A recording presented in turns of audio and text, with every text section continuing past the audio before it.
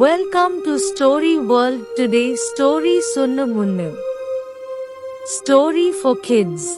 ஒரு காட்டில் பல விலங்குகளும் பறவைகளும் வாழ்ந்தன.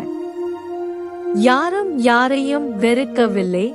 அனைவரும் ஒன்றாகவும் மெல்லியதாகவும் வாழ்ந்தார்கள். அந்த காட்டில் சுன்னு மற்றும் முன்னு என்ற 2 கோழிகளும் வாழ்ந்தன. 2 கோழிகளும் மிகவும் அழகாக இருந்தன. சுன்னு மிகவும் உன்னதமான மற்றும் அப்பாவி கோழி. அவர் யாரையும் எரிச்சலடைய செய்யவில்லை. மற்றவர்களுக்கு உதவுவது அவரது நல்ல பழக்கம். முன்னு தனது குறும்புகளால் காட்டில் உள்ள அனைத்து விலங்குகளையும் எரிச்சலூட்டியது. முன்னுவினால் எல்லா விலங்குகளும் கவலையுடன் இருந்தன. முன்னுவை அவரது குறும்புகளில் இருந்து விலக்கிக் கொள்ள அவர்கள் நிறைய முயற்சி செய்தனர். ஆனால் அவர் அவர்களை காதில் வாங்கிக் கொண்டு தனது நடவடிக்கைகளை நிறுத்தவில்லை. முன்னுவுக்கு சுன்னுவுக்கு பொறாமை வந்தது. எல்லா மிருகங்களும் சுன்னு புகழ்ந்தது அவனுக்கு பிடிக்கவில்லை. அதனால்தான் சுன்னுவை அவமானப்படுத்த எப்பொழுதும் முயன்று தோற்று போனான். ஒரு நாள் காட்டின் அரசன் சிங்கம் நோய்வாய்ப்பட்டது. மறுபுறம் முன்னு சுன்னுவை அவமானப்படுத்த ஏதாவது தந்திரம் யோசித்துக் கொண்டிருந்தான்.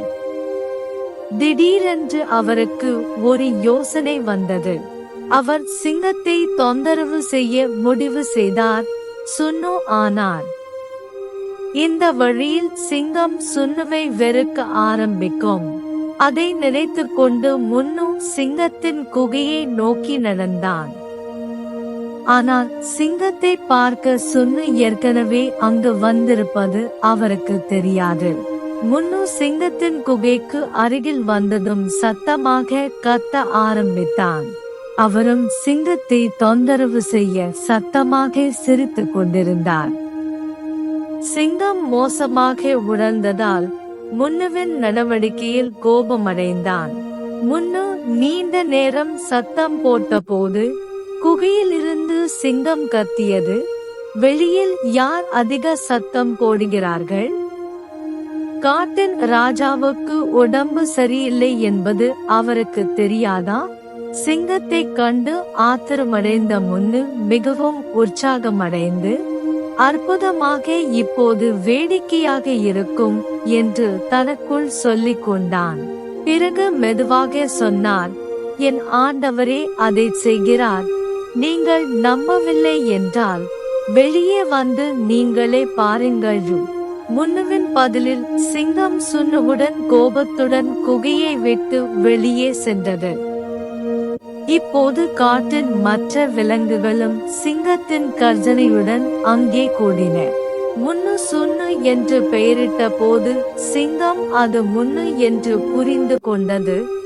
ஏனென்றால் சுன்னு ஏற்கனவே சிங்கத்தின் குகையில் இருந்ததால் சிங்கத்தின் பின்னால் சுன்னுவை பார்த்து முன்னு வெட்கப்பட்டான். எல்லா விலங்குகளுக்கும் முன்பாக முன்னு பொய்யர் என்று நிரூபிக்கப்பட்டது. இப்போது மன்னிப்பு கேட்பதை தவிர வேறு வழியில்லை. முன்னு சுன்னுவிடம் மன்னிப்பு கேட்டு எதிர்காலத்தில் பொய் சொல்ல வருந்தினார். சுன்னு முன்னு சிறுகதையின் ஒழுக்க பாடம். பொய் சொல்லுவதும் பொறாமை கொள்வதும் கெட்டது. Thanks for watching. More videos. Subscribe my channel.